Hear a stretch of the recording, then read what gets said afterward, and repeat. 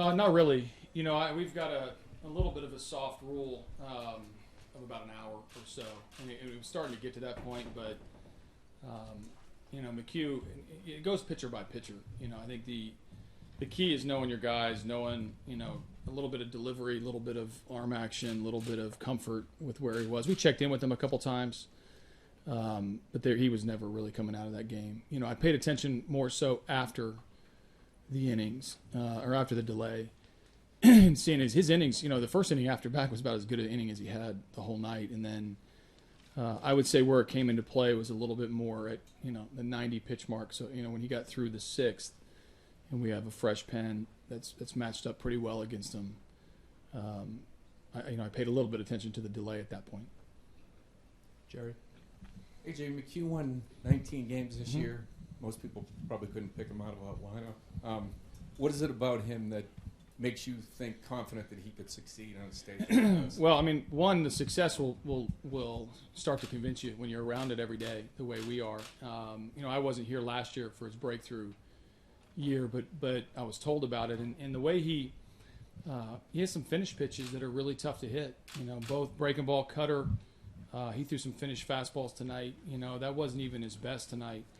And he got through a pretty good lineup and battled. I think that was a little tougher. He didn't have as many strikeouts as he normally has. But, man, he gutted it out with some really good breaking balls and some really good cut fastballs. Even the ball that he gave up to Morales, the first homer, was a really good cutter up and in, and Morales kept it fair and got on the barrel. But he never really throws the same pitch twice in a row. He never really ends up in the middle of the plate. He can backdoor things. He can cut in on guys when they got some lefties in there. This big breaking ball just looks like it's tough to pick up. He's got a little carry fastball. He has a lot of weapons to pitch to some weaknesses in the hitters, and he's put together a string of starts that'll convince you that you don't sneak up on 19 wins. That's a lot of wins. In the middle. AJ, I'm sure I know they've been doing it all year, but how much did the 1, 2, 3 in your lineup allow the rest of the guys to maybe exhale there in the first inning? So there's no doubt the first inning set the tone and gave our team a little bit of an exhale. You come into an environment like this, you've got the defending American League champions. It's packed house it's a lot of blue out there, and it's not our color blue. There were some Astros fans, but it was very dominant Royals fans. To put up 5 quality at bats in the first inning and get 2 runs, that's sort of announcing your presence there. And I loved how our team came out and did that. We were a foot away from maybe having even a bigger inning with Rasmus's ground ball. Zobrist made a good play. So we came out loose, we came out firing. Altuve sets the tone. I thought Springer's at bat was exceptional. Correa doesn't try to get too big, takes the base hit to right, and off we go. So it's we have a tough 1, 2, 3 to start the game, and as do a lot of teams, but that they really set the tone tonight. And then what was your reaction, the team's reaction to Giordano not returning? Any surprise, or was that what you were expecting after that rain? Not really. I mean, we didn't really love seeing Young. In case if you saw our bats against Young, we certainly didn't like it. But Ventura's tough. They're definitely different stylistically. But he's going to manage his own team and his own bullpen and things like that. It took us a few innings to even make contact off of Young. So we were, we didn't really adjust too well to him until Springer's homer. But we just needed to know who we were going to face and then try to get the information to the guys. Here in front. You mentioned, you touched a little bit on Morales as at bat. I mean, that was the one success that they did have off McHugh. What is there? The history didn't say that there was anything that Morales had on him. Did you see anything in particular? He was swinging hard, and he got 2 pitches that he handled. I think the second homer was a changeup, out over the plate that he hooked. He's a good hitter. He got 106 RBIs or whatever he has, the 20-plus homers. He does damage to the pull side left-handed. I didn't really want him to see him again. And the next time he came up, he had nobody on base. Had the bullpen hot, but he was just a tough matchup for him. I thought Morales put together three of the best at bats against McHugh of anybody in their order. But he was able to get a line out to right his last at bat, but more quality at bats than necessarily anything Colin was doing. Allison? I know it's a small sample size, as they say, but Springer hits very well here. Yeah. Is there any explanation for that, or when a player just has a good time? You know, sometimes guys see the ball better in one park over another.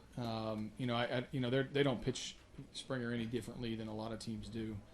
Everyone's well aware, has all the information, but he sees the ball very well. You know, obviously this time of year, you know, big time players come through and find a way to contribute. So he's obviously, you know, announcing his presence on this center stage, but he likes playing here. We'll do two more, Tracy, and then in the back. AJ, you know, you come in the postseason, Keuchel pitches on short rest for the first time ever with his game.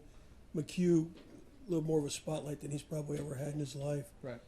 Can you talk about what that means now that you have Kazmir going tomorrow? Yeah, no, I mean, our team, you know, this is a first for a lot of our team. We've never denied that. We haven't pretended like we've been there before. We haven't tried to govern any of the excitement or exuberance that goes on when you're on this stage for the first time. We've embraced it, and I think our players enjoy the moment. They're enjoying bringing their best to the ballpark every day, and we're going to have to deal with a lot of firsts if we're going to get to where we want to get. And to watch our guys do it with some calm and some ease, but yet keep their competitive edge and not let the moments get too big, I'm very proud of. You know, whether it's, I mean, think of a start like this for McHugh where he's got to wait for an hour in a rain delay. I mean, that shows a lot of guts and a lot of preparation and you know, a lot of professionalism to be able to keep his mind right in that delay. And so then, and when you see some of our hitters that, you know, we're playing center stage and they continue to put up quality at bats. So we're not a perfect team. We've made some mistakes, but we know at the end of the night that if we bring our best, we have a chance to win. And that mentality is ruled the day. Last one in the back. AJ, can you discuss the moves you've made? You bring in Gomez, he homers. You bring in Marisnik today, he hits the clutch, he makes a diving catch. It seems like almost every move you're making is working out. Makes so you look far. smart, makes you feel smart, but you can be humbled in a heartbeat. You know, I've made a few mistakes along the way too, but the players are responding. You know, obviously my job is to put them in a position to succeed. But you know, but Perez has got to make that pitch to Hosmer, or Marisnik's got to come up and face a guy throwing 97 miles an hour. He's got to read the ball off the bat and make the diving catch. Valbuena playing defense. This is about our team. You know, we have some good players, and I think the industry is starting to find that out a little bit as we play more important games and deeper into the playoffs. But I'm just so proud of these guys, the way that they're focused, the way they're playing for each other, and then ultimately the way they're contributing. They're all contributing in different ways to find a way to end the night with a win.